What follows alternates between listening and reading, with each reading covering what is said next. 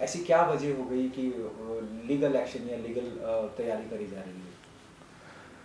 देखिए, जब हम किसी क्लाइंट को रिप्रेजेंट करते हैं तो हम एक वकील की हैसियत से करते हैं। जहाँ पे भी लॉ पॉइंट आता है और जहाँ पे भी किसी का फंडामेंटल राइट्स अफेक्ट होता है या कुछ लीगल राइट्स एक्सरसाइज करने हमको कोर्ट्स में, तो वहाँ पे हमारा रोल एज अ लॉयर आ जाता है।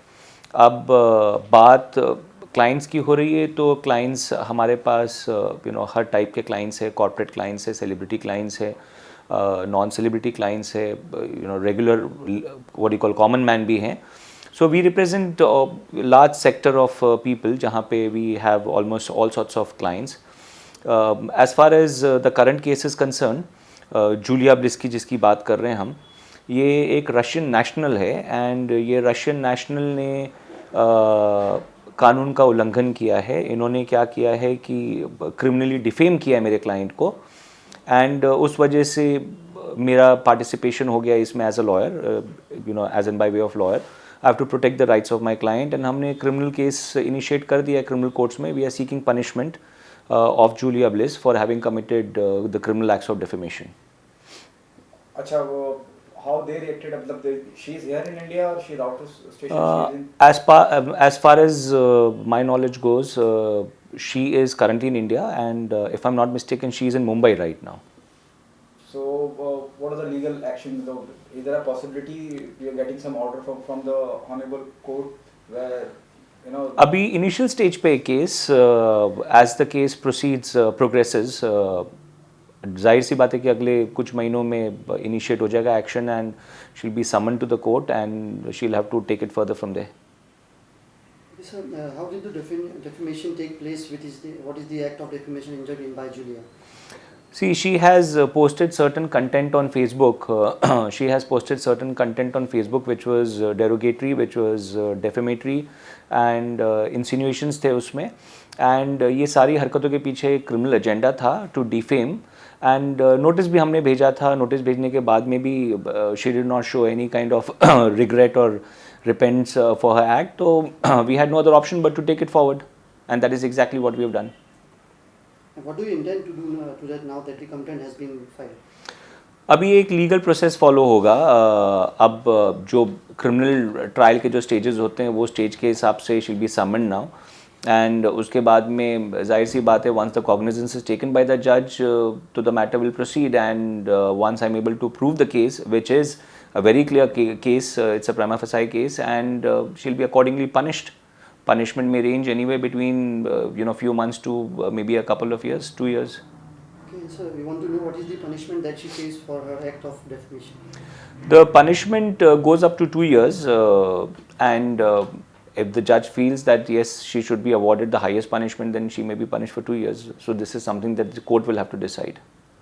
Okay, sir, everybody knows that Hitech is a well-known established company and Arjun Rampal भी उससे जुड़े हैं, काफ़ी यूरोपियन डीजेस ऑलरेडी जुड़े हुए हैं। तो आपको क्या लगता है कि इसमें क्यों ऐसा हुआ है सर? क्या रीज़न है? जो कोई पॉलिटिकल सपोर्ट है जूलिया ब्लिस को या क्या लगता है? अब why has she committed such an act ये बताना तो बहुत मुश्किल है मुझे बट जाहिर सी बात है कि कुछ तो एजेंडा रहा होगा because why would a foreign national come and do something in violation of the local land laws and create some kind of trouble for the opposite parties or defame somebody?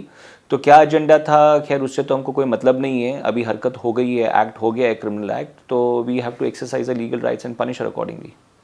Sir, आपको क्या लगता है ये कोई group है European या Russian जो illegal यहाँ पे इंडिया में कौन सी वीज़े पे है, उसके बारे में क्या बता सकते हैं? खैर उनका एजेंडा क्या है, एम क्या है, ऑब्जेक्ट क्या है, लोग कौन है इसके पीछे, ये चीज़ के ऊपर मैं नहीं कुछ बोलूँगा क्योंकि मुझे इस बारे में नॉलेज नहीं है। मगर जाहिर सी बात है कि अगर उन्होंने इतना ब्लेटेंटली एक्ट किया है तो शायद आपका जो शक है उसमें गुंजाइश है कि कुछ कुछ हो, सच्ची बात हो उसमें कि why would she do that otherwise? Is she representing somebody from the opposite side? Is she representing a competitor? We don't no.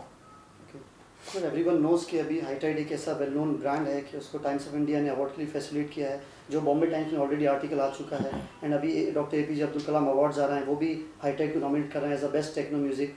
तो कैसे किसी ने ऐसे उसको नाम उठाया, उसके लिए क्या लगता है सर? आपको पूरा प्रिपेयर था या क्या सर? देखिए, अभी फ़िलहाल जो मैटर है, the matter is already before the court. The matter is already before the court. अभी क्रिमिनल एक्ट्स में जस्टिफिकेशन का स्कोप बहुत कम होता है। The judges don't ask why did you do such a crime. Okay, because this is not a case where it is a matrimonial case and the husband has to answer why did he do something wrong to the wife or something like that. So इसमें क्या होता है कि action हो गया है, अगर criminal act हो गया है तो then the next step is only awarding punishment. The only thing that we need to prove as a prosecution would be that the crime has been committed. So हमारा focus होता है कि commission of crime पे, because ये कोई preventive action नहीं है कि प्रिवेंट करना है किसी को कि क्यों क्राइम किया है या फिर क्वेश्चन पूछना उसको कि क्यों कर रहे हो ऐसा तरह की हरकत. क्रिमिनल लॉ में ये सब नहीं होता है. There is nothing called injunctive reliefs जैसे सिविल लॉ में होता है. तो ये केस जो अभी हमारे पास आया हुआ है ये एक्ट होने के बाद आया हुआ है. तो जब एक्ट हो चुका है तो इसमें गुंजाइश नहीं होती, कोई स्कोप नहीं होता to get into the what do you call argument of why did she commit such an act. So abhi next step is only awarding, trying to get the maximum punishment that we can get for her. Sir lastly just want to know कि जो Julia बिली ने blame किया है हाईटेड company पे और उसको जो जैसा फ्रेम सामने आया है लोगों के ऑडियंस के सामने जो एक झूठा है ऑलरेडी, तो उस ऑडियंस को आप क्या बताना चाहेंगे कि कैसे प्लानिंग से उन लोगों ने ये सब किया है और आपके क्लाइंट ऐसे नहीं है? देखिए, as far as the acts are concerned, जाहिर सी बात है कि acts were defamatory. It amounted to criminal defamation and the sections invoked clearly fit into the case properly from all sides. So जाहिर सी बात है जो था झूठा था, उन्होंने जो बोला है सब झूठ था और इसके पीछे क्रिमिनल ऑब्जेक्टिव था, एजेंडा था, वो भी दिख रहा है.